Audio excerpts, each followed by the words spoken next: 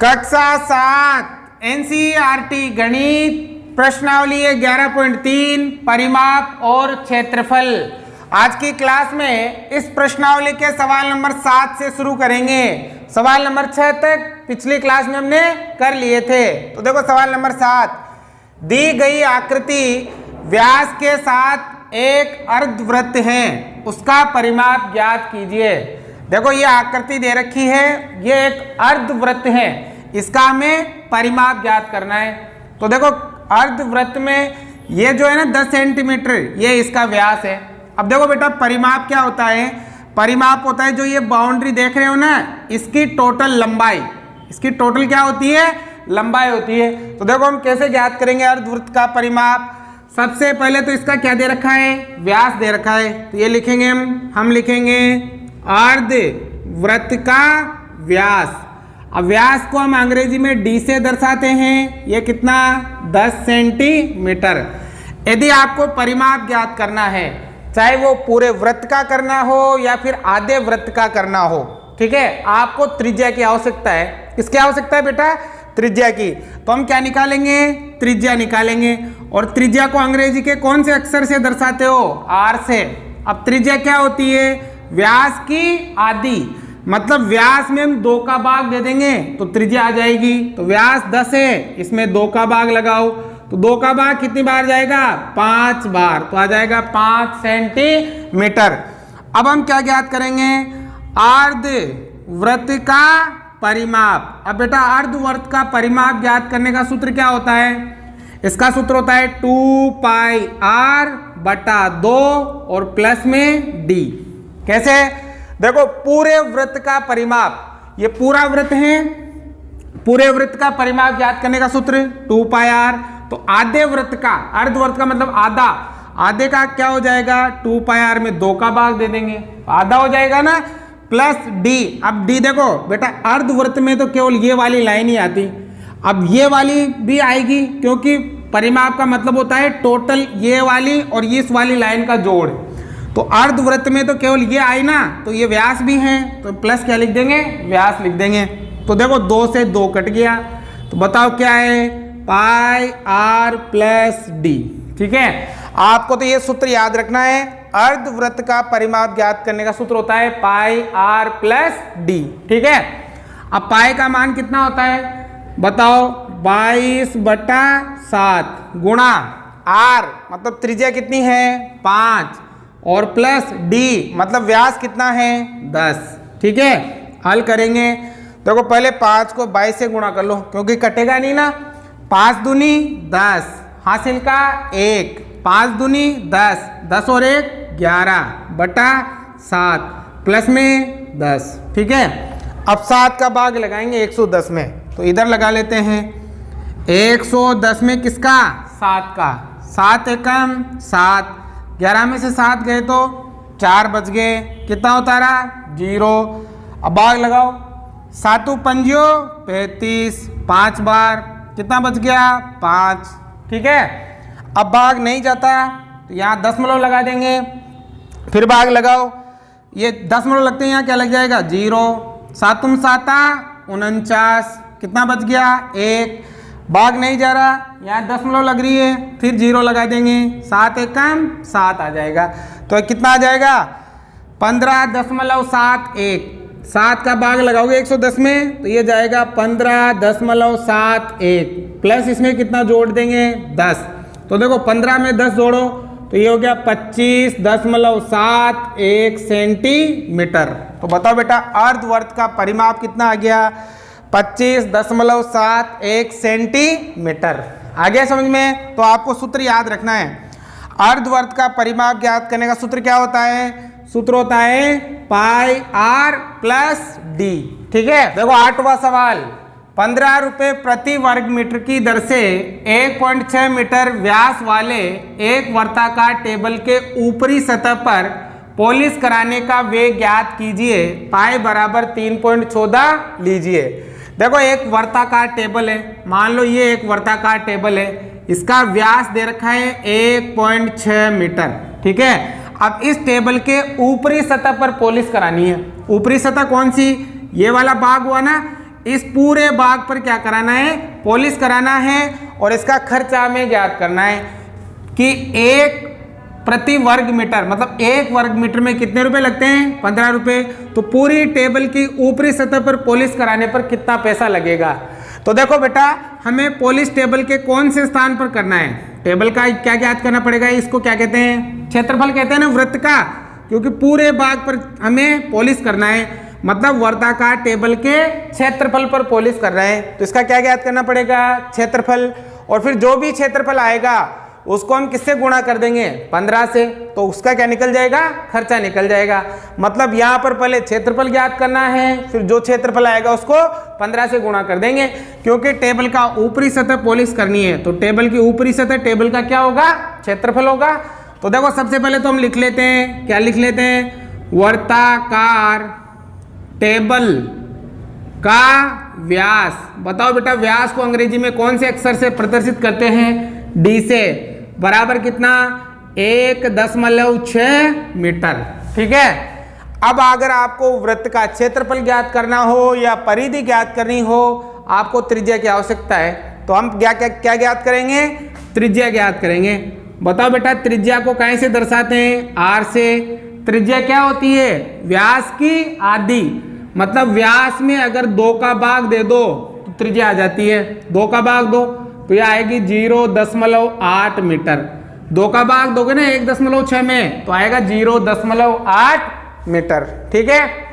अब हम क्या ज्ञात करेंगे, इसका क्षेत्रफल, वर्ताकार टेबल का क्षेत्रफल। बताओ बेटा, वृत्त का क्षेत्रफल ज्ञात करने का सूत्र क्या होता है, बताओ, ये होता है पाई आर स्क्वायर। ठीक है। अब देखो, पाई का मान 3.14 गुणा आर स्क्वायर, मतलब आर त्रिज्या कितनी, 0.8 इंटू 0.8, क्योंकि आर स्क्वायर है इसलिए हम इसको 2 बार लिखेंगे। अब देखो, गुणा करना है, सबको गुणा कर लो, दशमलव को भूल जाओ थोड़ी देर के लिए कि दशमलव है ही नहीं, पहले गुणा कर लो आप। 8 को 8 से गुणा करो, 8 बाटी 64, फिर 64 को किससे गुणा करोगे, 3.14 को गुणा करेंगे 64 से। 8 को 8 से गुणा किया 64, 64 को इससे गुणा करेंगे, गुणा करो, 4 चौको 16, हासिल का 1, 4 एकम 4 और 1 5, 4 तियां 12, गुणा 6 चौका 24, हासिल का 2, 6 एकम 6, 2 8, 36 18। ठीक है। अब देखो यहाँ कितना, 6, 5 और 4 9, फिर कितना, 2 और 8 10, हासिल का 1, 1 और 1 2, 2 और 8 10, फिर हासिल का 1, 1 और 1 2। ठीक है। अब लगाओ दशमलव, तो देखो 1 2 3 4, कितने अंक छोड़कर दशमलव लगाना है, 4 अंक छोड़कर, 1 2 3 4, यहां पर दशमलव लग जाएगा और क्या आ जाएगा, मीटर स्क्वायर। ठीक है। तो इतना जो क्षेत्र है टेबल का, उस पर आपको क्या करना है, पॉलिश करना है। अब बेटा इसका खर्चा ज्ञात करना है, तो देखो क्या हो जाएगा, 15 रुपये प्रति वर्ग मीटर की दर से टेबल पर पॉलिश करने का व्यय। ठीक है ना। अब देखो, जितना क्षेत्रफल है 2.0096, इसको किससे गुणा कर देंगे, 15 से, करो गुणा, 15 को 15 छिकी 90, हासिल का 9, 15 नाम का 135, 135 और 9 145 का 5, हासिल का 14, 15 को 0 से गुणा करेंगे तो 0 और 0 में 14 जोड़ेंगे तो 14 होगा, 14 का 4, हासिल का 1, 15 को 0 से गुणा करेंगे तो 15, 15 को 0 से गुणा करेंगे तो 0 और 0 में 1 जोड़ेंगे तो 1, और 15 दूनी 30। अब पीछे से 1 2 3 4 अंक छोड़ना है, 1 2 3 4 अंक छोड़ के दशमलव, और यहाँ क्या, यहाँ आ जाएगा रुपया। तो कितना रुपया लगेगा बेटा, 30.1450 रुपया लगेगा। ठीक है। देखो यहाँ वर्ग मीटर दे रखा है, तभी आप समझ लेना कि हमें क्या ज्ञात करना है, क्षेत्रफल ज्ञात करना है। उतारो पहले। सवाल नंबर 9, सांझली 44 सेंटीमीटर लंबाई वाली एक तार लेती है और उसे एक वृत्त के आकार में मोड़ देती है। उस वृत्त की त्रिज्या ज्ञात कीजिए, इसका क्षेत्रफल भी ज्ञात कीजिए। यदि इस तार को दोबारा एक वर्ग के आकार में मोड़ा जाता है तो इसकी प्रत्येक भुजा की लंबाई क्या होगी? कौन सी आकृति अधिक क्षेत्रफल घेरती है, वृत्त या वर्ग? पाई बराबर 22/7 लीजिए। तो देखो ध्यान से समझना, एक लड़की है सांझली जो 44 सेंटीमीटर का तार लेती है। वो क्या करती है, एक तार लेती है, ठीक है, और इस तार की लंबाई कितनी है, 44 सेंटीमीटर। अब बेटा क्या करती है, वो इस तार को एक वृत्त के आकार में मोड़ देती है। इस तार को उसने क्या कर दिया, इस प्रकार से मोड़ दिया, ठीक है। अब जो ये वृत्त बना, इस वृत्त की एक तो ज्ञात करो त्रिज्या और एक ज्ञात करो क्षेत्रफल। अब देखो कैसे ज्ञात करेंगे बेटा, इस तार को उसने ऐसे मोड़ दिया तो इस तार की लंबाई कितनी है, 44। तो इसमें जो ये तार है इसकी लंबाई भी कितनी होगी, 44 ही होगी ना, ये भी 44 ही होगी। और इसे हम वृत्त में क्या कहते हैं, वृत्त में इस बाउंड्री को हम क्या कहते हैं, वृत्त की परिधि कहते हैं। क्या कहते हैं, वृत्त की परिधि। मतलब जो तार की लंबाई है वो किसके बराबर होगी, वृत्त की परिधि के बराबर होगी। तो परिधि कितनी है, 44 है। तो परिधि से पहले हम त्रिज्या ज्ञात करेंगे और फिर त्रिज्या से क्षेत्रफल ज्ञात करेंगे। देखो कैसे, ध्यान देना बेटा। सबसे पहले हम लिखेंगे कि वृत्त की परिधि, बताओ बेटा वृत्त की परिधि किसके बराबर होगी, बराबर होगी तार की लंबाई के, क्योंकि जितना लंबा तार है उसी से तो वृत्त बनाया गया है, तो ये दोनों बराबर होंगे, ठीक है। अब मुझे बताओ वृत्त की परिधि ज्ञात करने का सूत्र क्या होता है, वृत्त की परिधि का सूत्र 2πr, ये होता है बराबर तार की लंबाई कितनी है, तार की लंबाई है 44 सेंटीमीटर, ठीक है। अब देखो 2 का तो 2 गुणा पाई का मान 22/7 इंटू आर। आर का मतलब होता है त्रिज्या जो हमें करनी है ज्ञात, बराबर में कितना, 44, ठीक है।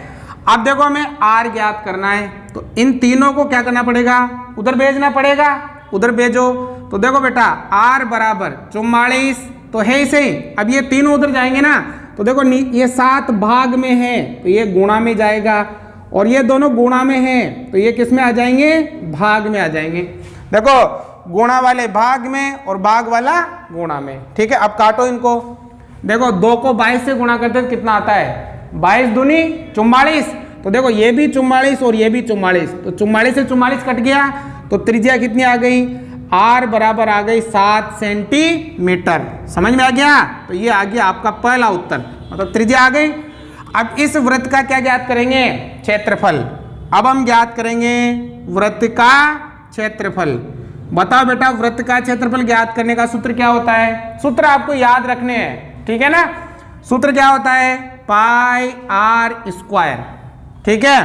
देखो पाई का मान 22/7, ठीक है, गुणा आर मतलब त्रिज्या 7 है, 7 × 7, क्योंकि यहाँ स्क्वायर है इस वजह से हम इसको 2 बार लिखेंगे। देखो 7 से 7 कट गया, अब 7 को 22 से गुणा करो, 7 दूनी 14, हासिल का 1, 7 दूनी 14, 14 और 1 15, तो ये आ गया 154 सेंटीमीटर स्क्वायर, क्योंकि क्षेत्रफल हमेशा किस में आता है, स्क्वायर में आता है। आगे बात समझ में। देखो यहाँ तक अपना सवाल कंप्लीट हो गया। हमें त्रिज्या और क्षेत्रफल ज्ञात करना था, हमने त्रिज्या भी ज्ञात कर ली और क्षेत्रफल भी ज्ञात कर लिया। अब आगे देखो, यदि इस तार को दोबारा एक वर्ग के आकार में मोड़ा जाता है, ये जो तार है ना, ये तार, ठीक है, जो कितना लंबा है, 44 सेंटीमीटर लंबा। अब इसको दोबारा वर्ग के आकार में मोड़ दिया जाता है, ऐसे वर्ग के आकार में, ठीक है। तो इसकी प्रत्येक भुजा की लंबाई क्या होगी, इस वर्ग की जो प्रत्येक भुजा ये, इसकी लंबाई क्या होगी। कौन सी आकृति अधिक क्षेत्रफल घेरती है, इसका हमें क्या ज्ञात करना है, क्षेत्रफल भी ज्ञात करना है, भुजा भी ज्ञात करनी है। तो कैसे ज्ञात करेंगे, देखो बेटा, ये तार 44 सेंटीमीटर लंबा है, तो अगर हम ये बनाएंगे तो इसकी जो बाउंड्री है ये भी क्या होगी, 44 सेंटीमीटर ही होगी। और वर्ग की बाउंड्री को हम क्या कहते हैं, वर्ग की बाउंड्री को हम परिमाप कहते हैं। क्या कहते हैं, परिमाप। तो बताओ बेटा इसका परिमाप कितना होगा, परिमाप 44 होगा। जैसे ही तार की लंबाई किसके बराबर थी, वर्ग की परिधि के, वैसे ही तार की लंबाई किसके बराबर होगी, वर्ग के परिमाप के। तो परिमाप से हम पहले भुजा ज्ञात करेंगे, फिर भुजा से क्षेत्रफल ज्ञात करेंगे, ठीक है ना। तो देखो यहां भी वही लिखेंगे हम, क्या लिखेंगे, वर्ग का परिमाप बराबर क्या होगा बेटा, बराबर होगी तार की लंबाई, ठीक है ना, क्योंकि इसी तार से तो वर्ग बनाया गया है। अब बताओ वर्ग का परिमाप ज्ञात करने का सूत्र क्या होता है, परिमाप ज्ञात करने का सूत्र होता है 4 इंटू भुजा। क्या होता है बेटा, 4 इंटू भुजा बराबर तार की लंबाई कितनी, 44 सेंटीमीटर। अब देखो हमें भुजा ज्ञात करनी है, तो 4 को उधर भेजेंगे, 4 गुणा में है, उधर जाएगा भाग में। तो बताओ भुजा कितनी आ जाएगी, 44/4, 4 का भाग लगाओ, 4 एकम 4, 4 एकम 4। तो बताओ बेटा भुजा कितनी आ गई, भुजा आ गई 11 सेंटीमीटर, निकल गई भुजा। अब हम इसका क्षेत्रफल ज्ञात करेंगे। क्या ज्ञात करोगे, हम ज्ञात करेंगे वर्ग का क्षेत्रफल। बताओ बेटा वर्ग का क्षेत्रफल ज्ञात करने का सूत्र क्या होता है, सूत्र होता है भुजा इंटू भुजा। वर्ग का क्षेत्रफल ज्ञात करने का सूत्र होता है भुजा इंटू भुजा। अब बताओ भुजा कितनी, 11 इंटू भुजा कितनी, 11, 11 को 11 से गुणा करोगे तो 121 सेंटीमीटर स्क्वायर आ जाएगा। कितना आ जाएगा, 121 सेंटीमीटर स्क्वायर। अब देखो हमसे पूछा था कि कौन सी आकृति अधिक क्षेत्रफल घेरती है। बताओ इन दोनों में से ज्यादा किसका है, क्षेत्रफल ज्यादा किसका है, वृत्त का क्षेत्रफल ज्यादा है ना, इसका 154 है और वर्ग का तो केवल 121 ही है। तो कौन सी आकृति अधिक क्षेत्रफल घेरेगी, वृत्त। तो हम क्या लिखेंगे, वृत्त अधिक क्षेत्रफल घेरता है। आ गया समझ में। तो इस प्रकार से करने थे। आप इसमें 2 सवाल समझ लीजिए, एक सवाल तो यहाँ तक है और फिर ये दूसरा सवाल है, तो सेम है दोनों, इस प्रकार से आपको करने हैं। उतारो पहले, आया समझ में, ठीक है ना। आज की क्लास में हम यही सवाल करेंगे, बाकी सवाल अगली क्लास में करेंगे। समझ में आया हो तो लाइक शेयर और सब्सक्राइब जरूर करें। उतारो।